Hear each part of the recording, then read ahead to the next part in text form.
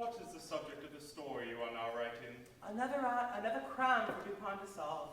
The mystery of Marie Roget. Why would you write about the murder of that poor cigar girl? Because, dear Rufus, the death of a beautiful woman is unquestionably the most poetical topic in the world. Mr. Poe, you're as provocative as ever. Oh, and you, Mr. Dickens, are too kind.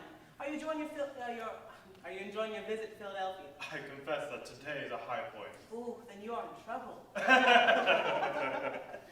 Speaking of a beautiful woman, where is your wife?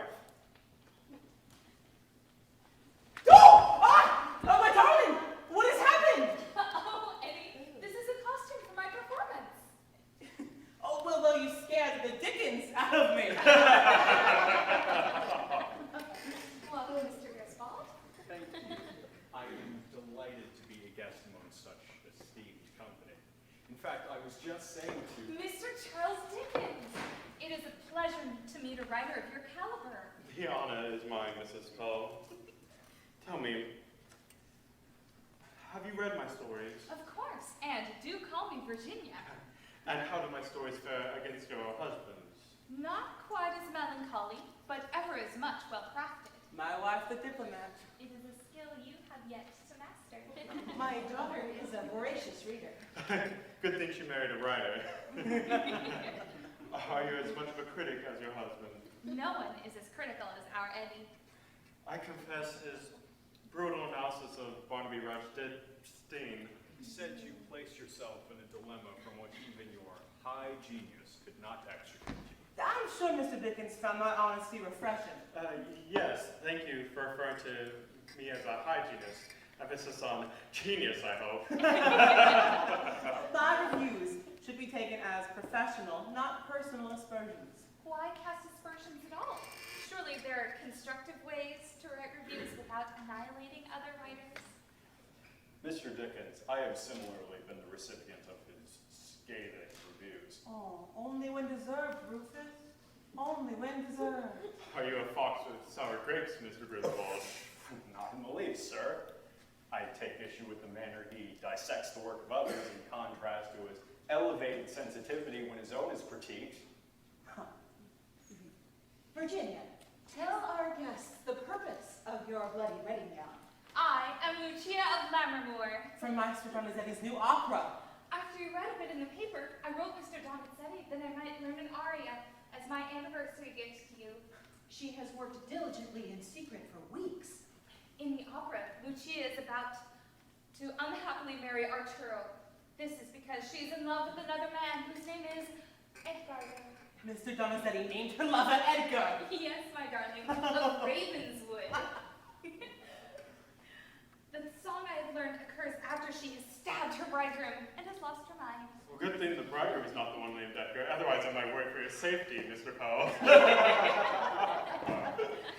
Our neighbor, Roderick, helped to translate it from the Italian. Did you not extend an invite to him and his sister Madeline? I did, but Madeline has become quite ill. Consumption, they say. How tragic. Indeed. Everywhere we turn, death is at the door.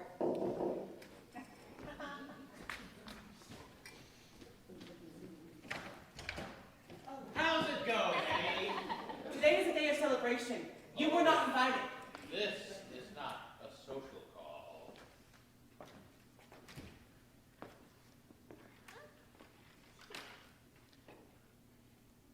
Your wife looks lovely tonight. No, I will not let you take Virginia. She is only 19. Haven't you already brought sufficient grief upon my house? Yes, and one day you'll thank me. If you must keep someone, take me in his stead. Quid pro quo, my friend.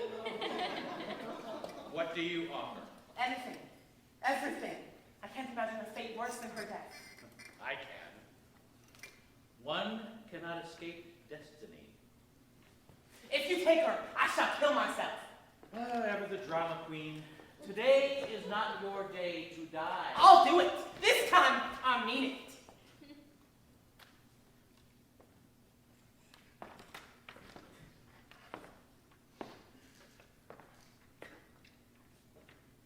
If I grant this reprieve, are you willing to pay the price? Yes. No matter what it is. Yes. grass. You'll figure that out, Grasshopper. So you won't take her today? I like you, Eddy. I won't take Virginia until you ask me to. But I'll never want to part with her.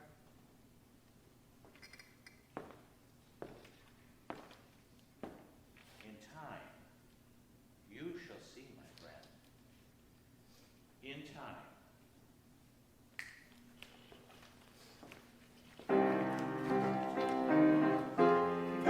Virginia, we are happy to be here with you.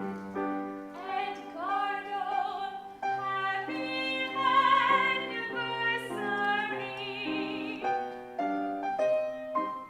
I hear the sweet sound of his voice, low and tender. That voice resoundeth and makes my heart surrender. A shiver seems to run through my veins. I feel so weak.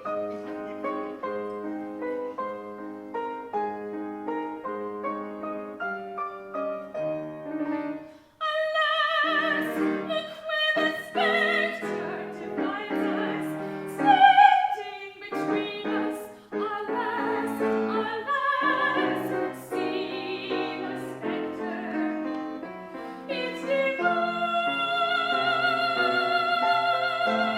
us. Do you not hear the music playing for us?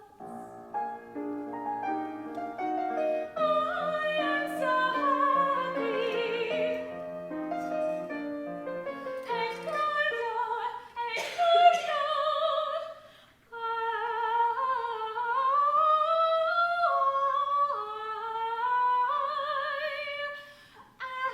so happy.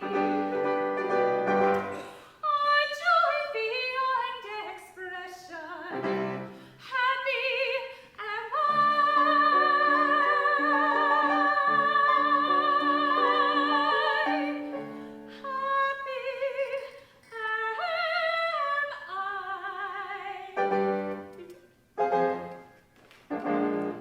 Something is wrong, what can it be?